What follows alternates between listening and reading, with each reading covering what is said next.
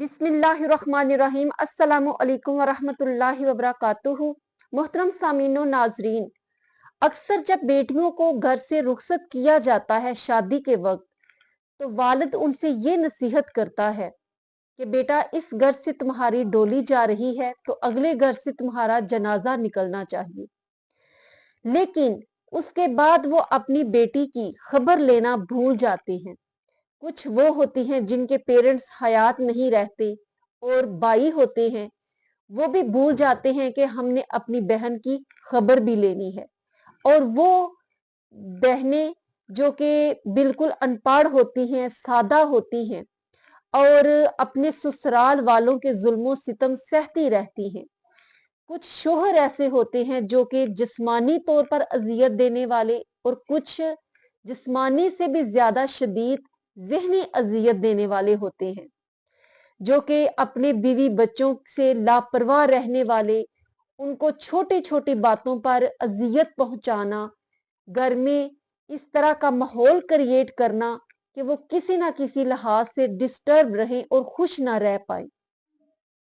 लेकिन जब ये बेटियां अपने पेरेंट्स के घर जाती हैं, वालिदैन को अपना दर्द बताती हैं या भाइयों से शेयर करती हैं, तो उनकी बात को कोई अहमियत नहीं दी जाती, बल्कि उनको समझा कर बुझा कर वापस उसी घर में भेज दिया जाता है कि बेटा, अब तुम्हारा वही घर है, वही गुजारा करो, हमारी इज्जत का सवाल है, हमारी नाक कट जाएगी, हमारी पगड़ी उछल जाएगी। तो वो बेटी अपने बाप की इज्जत लेकर और अपने भाइयों की इज्जत लेकर उसी घर में अजीतें सहती रहती है, ज़हनी भी और जिस्मानी भी। और फिर बहुत से वाकयात देखने में आते हैं। एक वाकया हमारे इलाके में ये देखने में आया कि एक औरत 3 बच्चों के साथ एक रोड पर बीच सड़क पे आकर खड़ी हो गई, फुल ट्रैफिक में, गाड़ी के नीचे आने के लिए, खुदकुशी करने के लिए। और उस ड्राइवर ने यकदम फिर ब्रेक लगाई, जिसकी वजह से पीछे से बहुत सी जानी नुकसान कह लें और बहुत से लोग जख्मी हो गए उस एक्सीडेंट में, लेकिन उन माँ को और बच्चों को बचा लिया गया। इसी तरह एक औरत का वाकया सुनने में आया कि अपने बच्चों को लेकर वो नहर के किनारे चली गई उसमें कूदने के लिए। कई वाकयात आपने सुने होंगे कि माँ ने अपने बच्चों को भी जहर दे दिया और खुद भी जहर खा लिया।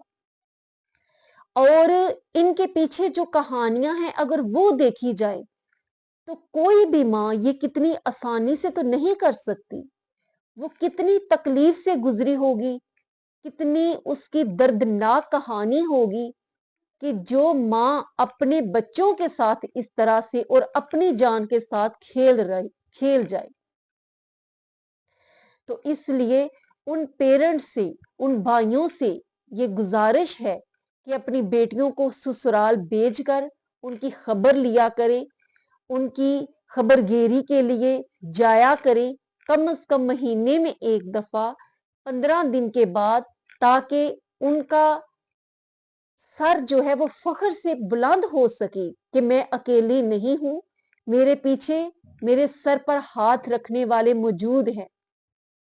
और बेटी जो है उसको बहुत दिली खुशी और एक तस्कीन मिलती है जब कोई बाप और भाई उसके पीछे आता है, और ससुराल वालों को भी ये पता चलता है कि ये तन्हा नहीं है, ये लावारिस बेसहारा नहीं है, बल्कि इस पे सर पर सरबरा मौजूद हैं। इसलिए हमें इसको तकलीफ देने से डरना है और परहेज करनी है कि कहीं हम पर कोई मुसीबत ना बन जाए, हमें कोई पूछने वाला है।